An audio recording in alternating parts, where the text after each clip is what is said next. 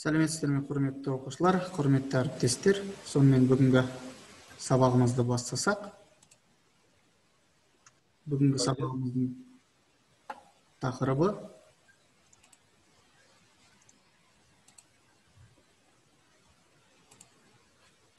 заттың тығыздығы және тығыздықтың өлшем бірлігі, тығыздыққа байланысты есептер шығару.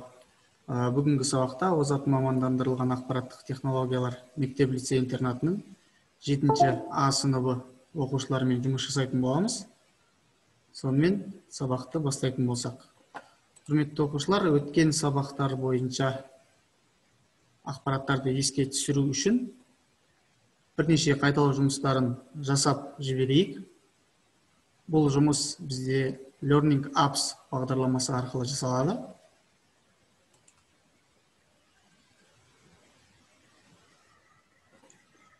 Сонымен сәйкестендіру кім жауап бере алады? Массаның өлшем бірлігі ол килограмм. Жақсы. Шолпан, келесі. Бөлінген секунд. Метр бөлінген секунд. Дұрыс айтуға тырысайық. Метр бөлінген секунд. Жақсы.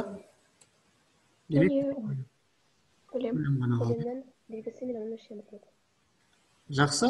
Біз сіздермен жалпы физикалық шамалар және олардың өлшем бірлігіне байланысты қайталау жұмысын аяқтадық. Демек, сабақты ары қарай жалғастыруымыз болады. Сонымен сіздерге бірнеше сұрақтар қойып кетейік. Жаңа сабақты бастамас бұрын. Денелер әртүрлі заттардан жасалған. Алдарыңызда 3 түрлі зат беріліп тұр. Темір, алюминий және де ағаш. Сәйкесінше бұл денелердің материалдары әртүрлі. Осы денелердің көлемі жайлы не айта аласыздар? Көлемі бірдей. Массалары жайлы не айта аласыздар? Массалары әртүрлі. Жақсы, массалары әртүрлі. Көлемдері бірдей, бірақ та массалары әртүрлі. Бұл жерде сұрақ туындайды. Не үшін олардың массалары әртүрлі деген? Тығыздығы әртүрлі. Сәйкесінше олардың тығыздықтары әртүрлі болып келеді. Сәйкесінше бүгінгі тақырыбымызда осыған байланысты. Бұл денелердің көлемдері бірдей болғанымен тығыздықтары әртүрлі, сол үшін олардың да массалары әртүрлі болып келеді деген тұжырым бізге ойымызға келеді. Тағы да бір кішігірім зерттеуімізді жүзеге асырып жіберейік. Қазіргі таңда бізде эксперимент жүргізуге мүмкіндік жоқ, бірақ та ойша жүргізіп көрейік. Сіздердің алдарыңызда көлемі бірдей 2 зат берілсін. Таразының көмегімен массаларын салыстырдыңыздар. Сәйкесінше бұл жерден қандай қорытынды жасауға болады? Қалай ойлайсыздар? 2 түрлі бірдей зат берілді делік. Олардың массалары жайлы не айта аласыздар? Массалары әртүрлі болғанда тығыздық та әртүрлі. Тығыздық әртүрлі болады. Ал массалары бірдей болса ше? Онда тығыздығы бірдей болады. Сәйкесінше әртүрлі жағдай болуы мүмкін. Жақсы. Жалпы бүгінгі тақырыбымыз ашылды. Жалпы тығыздық бізде ро әрпімен, латынның, кешірсе гректің ро әрпімен белгіленеді. Және де оның жазылуы бізде келесідей болады. Жалпы тығыздық дегеніміз не? Бұл бізде жалпы бір заттың көлемінде қаншалықты масса бар екенін анықтауға мүмкіндік беретін, заттардың физикалық ерекшеліктерін бөліп қарастыруға мүмкіндік беретін физикалық жаңа шама болып табылады. Жақсы. Енді тығыздықтың формуласын сіздермен өзіміз анықтап көрейік.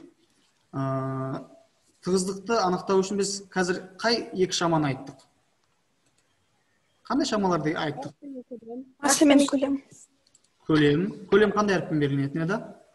В. Латынның В әріппен беріледі. Жақсы. Ал масса? М. М әріппен беріледі.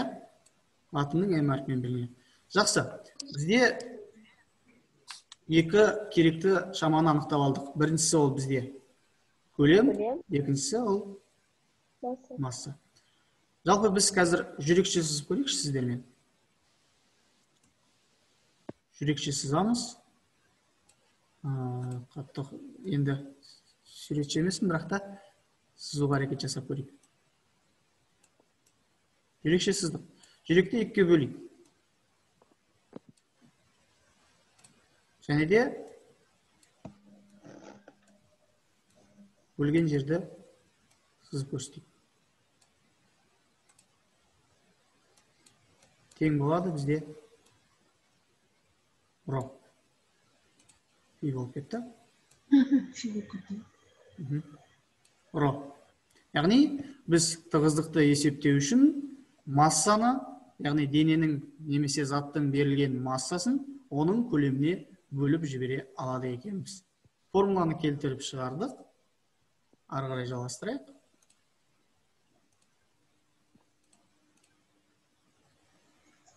Жалпы тығыздық массаның көлемге қатынасы арқылы анықталады екен. Ендеше оның белгілеріне тоқтайық. Ол скаляр, және де әрбір зат үшін оның тығыздығы тұрақты болып келеді. Енді бізге тығыздықтың несін анықтауымыз керек? Қалай ойлайсыздар? Белгіленуін жаздық, белгілерін көрсеттік. Не қалды бізге? Өлшем бірлігін. Жақсы, өлшем бірлігін сіздермен бірге анықтап көрейік. Бізде тығыздық тең болды, ро тең болды бізде. Массаның көлемге қатынасы болса, масса немен өлшенеді? Халықаралық бүліктер жүйесіндегі өлшем бірлігі қандай массаның? Килограмм. Килограмм. Килограмм. Ал көлемнің өлшем бірлігі? Метр куб. Метр. Метр куб. Сонда бізде тығыздың өлшем бірлігі келіп шықты ма? Тығыздың өлшем бірлігі килограмм бөлінген метр куб қолданылады екен. Түсінікті ғой? Жақсы. Енді келіңіздер, біз формуланы анықтадық. Бірінші қадам бізде бар. Екінші қадам бізде оның өлшем бірлігін анықтадық, белгілерін айтып өттік. Енді осы формуладан біз түрлендіру жасап көрейік.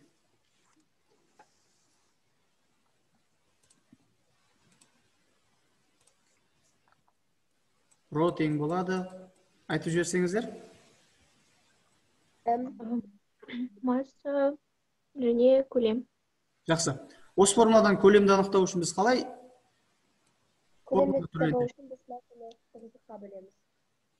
Метр, Массаны көлем тығыздыққа бөлеміз. Өте дұрыс. Бұл жерде математикадан пропорция тақырыбының білімін қолданыңыздар. Ал массаны анықтау үшін біз не істейміз? Тығыздықты көлеммен көбейтеміз. Көлемге көбейтеміз. Жақсы. Біз жазып алдық. Енді көлемнің өлшем бірлігі метр куб, массаның өлшем бірлігі килограмм екенін білесіздер. Осы жерде шығарып көрейікші, жалпы бізде осы өлшем бірліктер келе ме екен? Жоғарысында қандай өлшем бірлік жазамын? Килограмм. Жоғарысында килограмм жазамын, не? Ал бөлшектің астына не жазамын? Метр куб. Жоқ. Тығыздықтың өлшем бірлігі, иә? Не жазамын? Килограмм бөлінген метр куб. Килограмм бөлінген метр куб. Килограмм бөлінген метр куб. Мұнда килограмм мен килограммды қысқарта аламыз ба? Иә, қысқарта аламыз. Екеуі қысқарды. Бізде не қалды? Метр куб. Бізде көлемнің өлшем бірлігі келіп шықты ма? Иә, келіп шықты. Келіп шықты. Енді массаны есептейік. М тең болады. Жазамыз. Килограмм бөлінген метр куб көбейтілген бізде не болады? Өлшем бірлігі. Өлшем бірлігі. М емес, метр. Метр куб пен метр куб бір-бірімен қысқара ала ма, жоқ па? Қысқара аламыз. Демек, килограмм. Килограмм. Яғни, бізде өлшем бірліктерінде кейбір формулалар арқылы қорытындылап шығаруға болады екен. Жақсы. Біздің келтіріп шығарған формуларымыз дұрыс екен.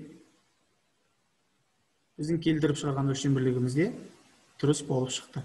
Жақсы, халықаралық бірліктер жүйесінен басқа физикалық шамаларда қосымша өлшем бірліктерінде бар екенін білесіздер. Олардың бірі тығыздық үшін грамм бөлінген сантиметр куб немесе грамм бөлінген метр куб бола алады. Жақсы, сіздерді есеп шығару барысында осы өлшем бірліктері әртүрлі берілуі мүмкін. Әрбір есепте де шаманың өлшем бірлігі халықаралық бірліктер жүйесі бойынша беріле бермейді. Осы жерде есеп шығару барысында сіздер білетіндей, халықаралық бірліктер жүйесін қолдануларыңыз сіздерге ыңғайлы болып керек. Жақсы, осы бойынша түрлендірулер жасап көрейікші сіздермен бірге. Қараңыздар, грамм бөлінген сантиметр кубтан біз килограмм бөлінген метр кубқа айналдыру үшін көріп отырғандарыңыздай берілген шаманы не істейміз? Мыңға көбейтеміз. Ал керісінше, килограмм бөлінген метр кубтан грамм бөлінген сантиметр кубқа айналдыру үшін сіздер килограмм бөлінген метр кубпен берілген шаманы мыңға не істейсіздер? Бөлеміз.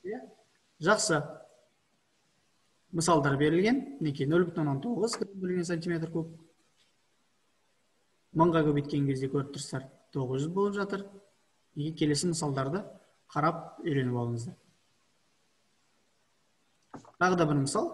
Жалпы жеке өзгертуге болады. Мысалы, көлем бізде сантиметр кубпен берілсін делік.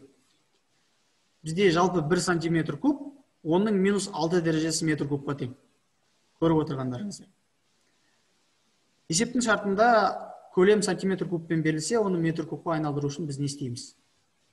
Берілген шама, ол кез келген шама болуы мүмкін. X деп белгілеп алайық. Неке X сантиметр куб. Жазамыз. Сол берілген шаманы біз екі жолмен метр кубқа айналдыра аласыздар. Сіздер берілген шаманы миллионға, яғни 10-6 дәрежесіне бөле аласыздар. Немесе, тағы да бір өте оңай жолы, сіздер берілген шаманы тікелей 10-6 дәрежесіне көбейте аласыздар. Сәйкесінше 100 сантиметр куб болатын болса, сіздер 100 сантиметр көбейтілген 10-6 дәрежесі тең болады, бізде 10-4 дәрежесі метр куб болады. Осын жазып көрейік сіздермен. Мысалы, 100 сантиметр куб тең болады. Метр кубқа айналдыру үшін біз 10-6 дәрежесіне көбейтеміз, ұмытпаймыз, я? Сонда 100 көбейтілген 10-6 дәрежесі метр куб. 100 бізде оның неше дәрежесін береді? 2. Оның 2 дәрежесі. Оның 2 дәрежесі көбейтілген 10-6 дәрежесі бізде қорытынды не шығады? Қанша шығады? -4. Онда? -4 болады. 4 дәреже шығады. 4 метр куб. Секундте қорытындылап шығара алдық. Жақсы. Ары қарай есептер шығарып көрейік. Есептер шығармас бұрын бір есепті сіздермен бірге талдап шығарайық. Мысалы, массасы 3 килограмм, ал көлемі 200 сантиметр куб. Дененің тығыздығын анықтаңыздар деген есеп берілсін. Ол үшін берілген жазып аламыз. Берілгені М тең болады, яғни масса тең болады 3 килограмм.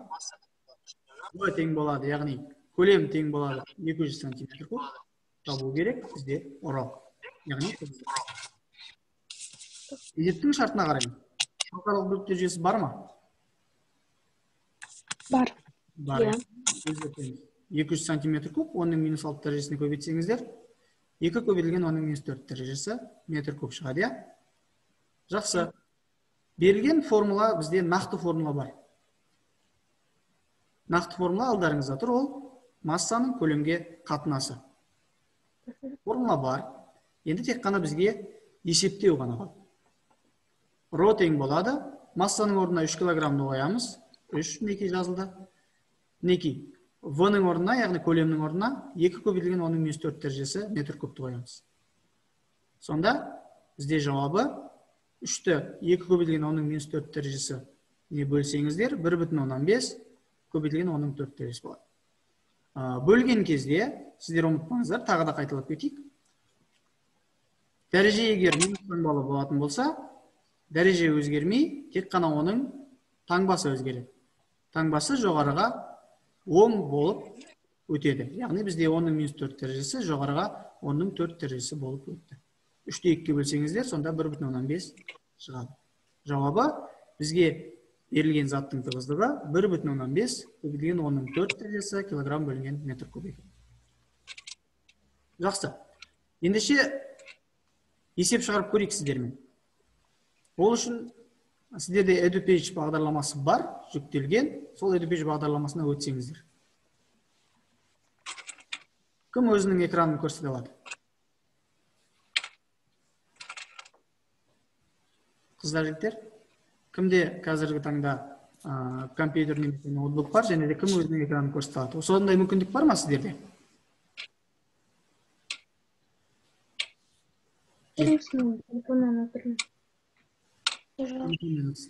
Бар ма компьютермен отырған оқушы? Мен досым тұтылмам. Естіліп тұр? Мен көрсете аламын. Жарайды, Гүлжауһар, көрсетіңіз. Қазір мен демонстрацияны өзіме тоқтатайын. Ал, Гүлжауһар. Қазір. Демонстрация ашық тұр, көрсете қойыңыз. Көрініп тұр ма? Көрініп тұр. Тығыздық қорытынды деген. Қалай шығаратын едіңіз? Түсіндіре кетіңізші осы жерде. Ең бірінші бізге беріп... Жалғастырыңыз. Яғни бізге бұл жерде табу керек массаны. Сол үшін біз массаның формуласын аламыз. Бізде массаның формуласы ол...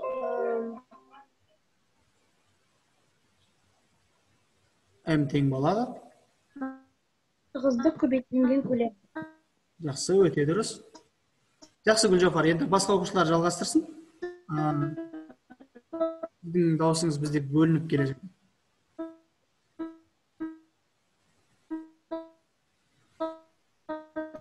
Техникалық ақаулықтар болып жатыр. Кім жалғастыра алады? Екінші тапсырманы ма? Бірінші тапсырма. Көлем болады. Бізге мұн... Гүлжауһар, сіздің дауысыңыз естілмей жатыр.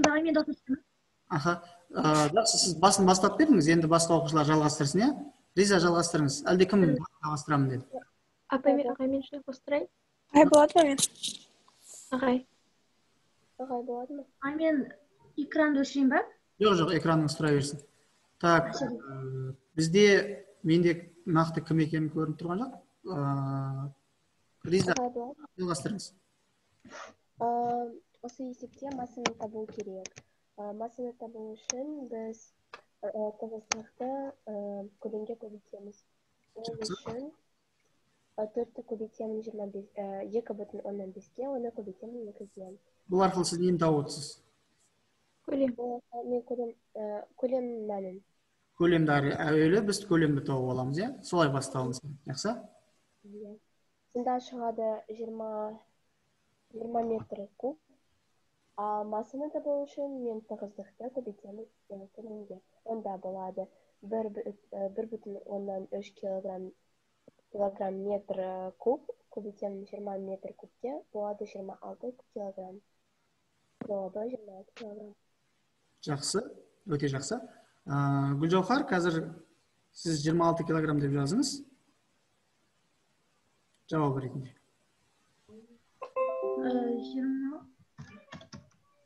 20 килограмм.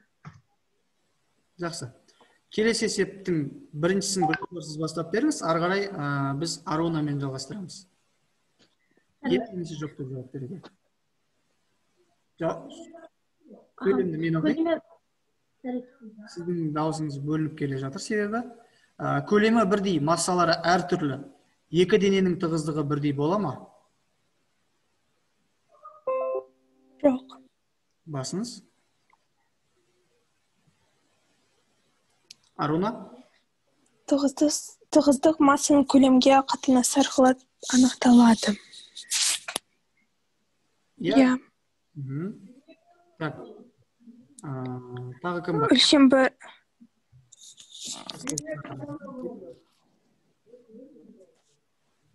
Нұрислам, осындасыз ба? Мен айтайын. Аха, айтыңыз. Тығыздықтың өлшем бірлігі килограмм Бөлінген ядросы. Ядросы. Жақсы. Енді біз келесі есептерді Алина және Алихан сіздермен жалғастырайық. Осындасыздар ма? Иә. Жақсы, Алина бастаңыз. Тығыздық естіліп тұр. Тығыздық ол ұры әрпі.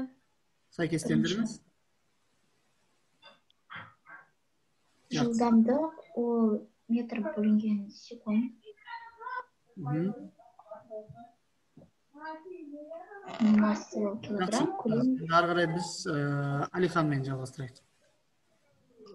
Көлем V. Жақсы, біреу ғана қалды. Жақсы, жіберіңіз. Гүлжауһар, тапсырмаңызды.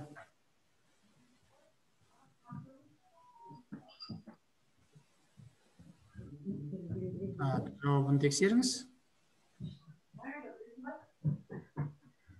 Жақсы, мен өзім тексеремін. Демонстрацияны аяқтаңыз.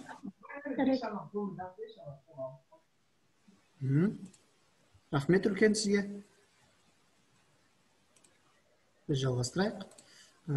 Сіздің жауабыңыз келді ма, соны көрейік.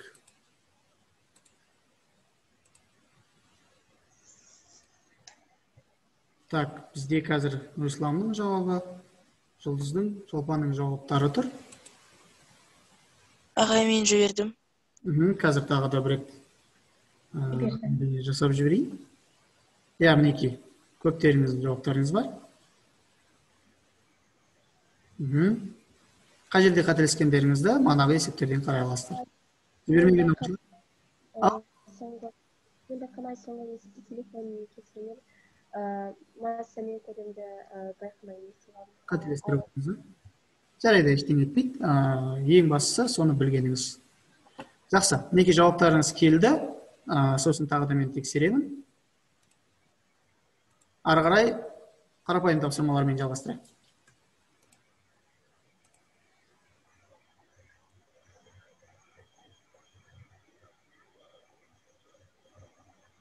Жауап шығып кетті. Денелердің әрқайсысының массасы 1 тоннаға тең, қай дененің тығыздығы? Екінші денелікті дейді. Мен демонстрациям өзгеріп кетті. Зала үлкен, тығыздығы көп. Жақсы. Суретте заттардың массасы өзара тең. Заттардың тығыздықтары бірдей болды ма? Жоқ. Не себепті? Себебі көлемі әртүрлі.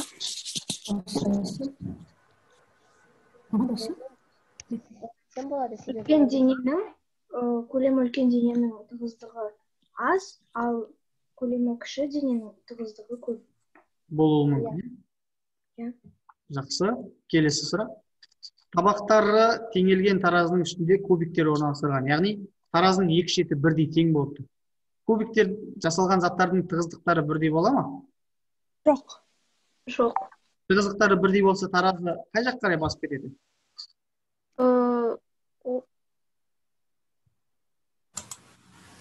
Сол жаққа әлде оң жаққа? Сол жаққа басып кетеді. Себебі бұл дененің егер тығыздықтары бірдей болса, көлемі үлкен, қай дененің басып кетеді. Жақсы. Жеке жұмыс жасайық. Кім менімен бірге жұмысты жалғастыра алады?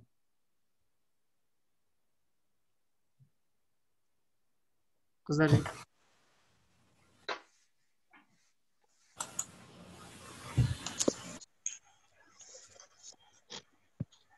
Дауыстарыңыз естіліңіз.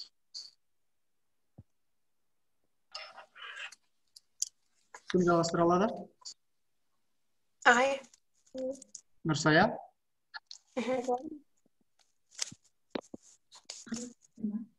Ал? Заттың тығыздығы. Мгм. Заттың тығыздығы дегеніміз ол бір зат, сол заттың бір өлшем көлеміндегі массасы. Жақсы. Екіншісі? Ағай, мен айтайын. Ағай. Кезекпен айта беріңіздер. Заттың тығыздығы мына формуламен анықталады. Ро тең болады масса бөлінген метр куб. Жақсы. Келесі? Ағай, бола ма? Айтыңыз.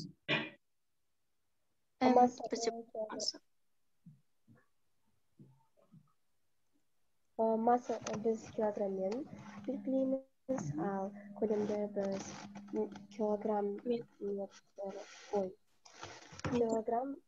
куб деп белгілейміз. Қалай қателестіңіз? Метр? Біз оны метр куб деп белгілейміз, ал тығыздықты біз килограмм метр куб деп белгілейміз. Жақсы, өте дұрыс. Жауап берген кезде аттарыңызды айтыңыздаршы. Менде экран бойынша жалпы толық көрінбейді. Жақсы, келесі сұраққа кім жауап бере алады? Халима, осындасыз ба? Ағай, мен. Я осындамын. Так, бірінші сұраққа Халима жауап берсін, одан кейін Аруна сізбен жалғастырамыз. Халима? Суреттерде берілген денелердің тығыздығын салыстырыңыз. Дене массалары бірдей. Осы заттардың зат қанша оның көлемі аз болса, және де егер массасы үлкен затпен ұқсас болса, онда кіші заттың тығыздығы кіші болуы мүмкін. Үлкен болуы мүмкін. Ал үлкен заттың тығыздығы кіші болуы мүмкін. Себебі ол кіші затпен бірге тең. Ал орташа кубтың текшенің оның тығыздығы орташа болып келеді. Себебі ол көлеміне сәйкес. Жақсы, өте керемет. Аруна, сізбен жалғастырайық. Қатесін тап дейді. Жеке-жеке қарастырайық. Екі шарда қорғасын. Және де М1 М2-ден үлкен дейді. Дұрыс емес. Не үшін? Егер екі шар бірдей болу керек. Себебі олар бірдей материалдан. Иә. Жауабыңызды толық аяқтаңыз. Екіншісін қараңыздар. Бірінші шар қорғасын, екінші шар шыны. Массалары бірдей болуы мүмкін ба? Жоқ. Мүмкін. Мүмкін, тығыздықтары әртүрлі, массалары бірдей болуы мүмкін. Жақсы. Көлемдері әртүрлі болып тұрсыз. Екіншісіне қараңыз. Бірінші шар темір, екінші шар алюминий. Массалары тең дейді. Дұрыс па? Жоқ. Дұрыс емес. Себебі? Қандай себебі? Олар массасы әртүрлі. Массасы? Тығыздығы. Тығыздығы әртүрлі, өте дұрыс. Екіншісі дейді. Ең соңғысы. Бірінші шар мыс, екінші шар алтын. Бірінші шар екінші шарға қарағанда кіші. Мүмкін ба, жоқ па? Болуы мүмкін. Жақсы, тығыздығына байланысты болды. Жақсы. Сонымен екінші және үшінші есепті шығарып көрейік. Кім шығара алады? Кім бізде бүгін сөйлеген жоқ? Шолпан, осындасыз ба?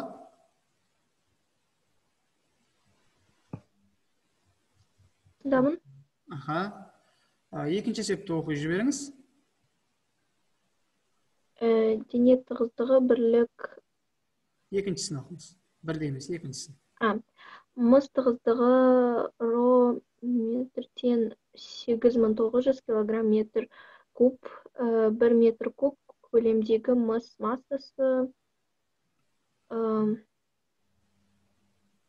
қанша болады? Біз.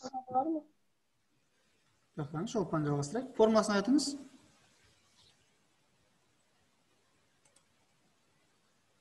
Масса тең көлем көбейтеміз тығыздыққа.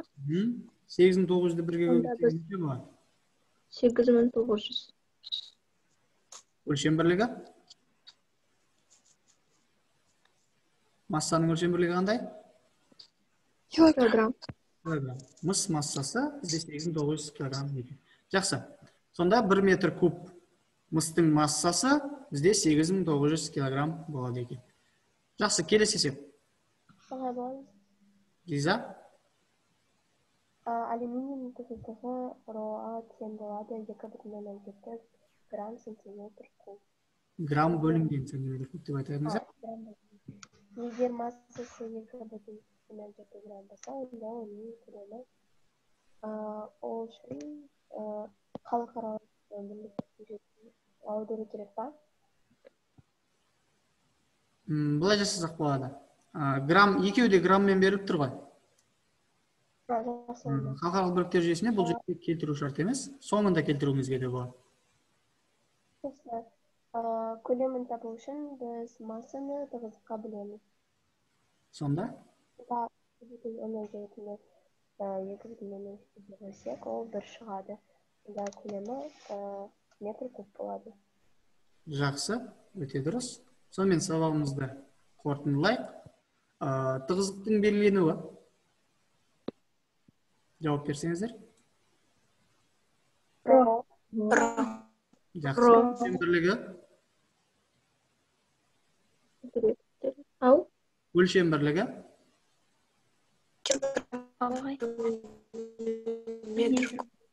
Килограмм, метр. Жақсы, өте дұрыс. Ол скаляр шама ма, әлде векторлық шама ма? Скаляр. Жақсы. Сәйкесінше біз барлық атауларын айттық. Тығыздық ро әрпімен белгіленеді. Заттың көлем бірлігіндегі массасына тең шама, скаляр шама, массаның көлемге қатынасы арқылы өлшенеді. Өлшем бірлігі килограмм бөлінген метр куб. Сосын тағы да бір қосымша мәлімет болсын, өлшейтін құрал ареометр деп аталады екен. Жақсы. Сонымен бүгінгі сабаққа дерлік барлықтарыңыз өте жақсы қатыстыңыздар. Берілген қосымша тапсырмаларды орындадыңыздар. Ол бізде Learning Apps және де осы презентация арқылы және де EduPage бағдарламасы арқылы орындалды. Бүгінгі тақырыптың біз мақсатына толық жеттік деген үміттемін. Бүгінгі тақырыптың мақсаты сонымен тығыздық ұғымымен танысу, тығыздықтың формуласымен танысу және де формуласын есептерді шығаруда қолдануды үйрену болады. Сонымен бүгінгі сабағымыз осымен тәмамдалды. Сабаққа қатысқандарыңыз үшін рахмет. Қосымша сұрақтарыңыз болса, жекеге қоюларыңызға болады. Сау болыңыздар. Сау болыңыз.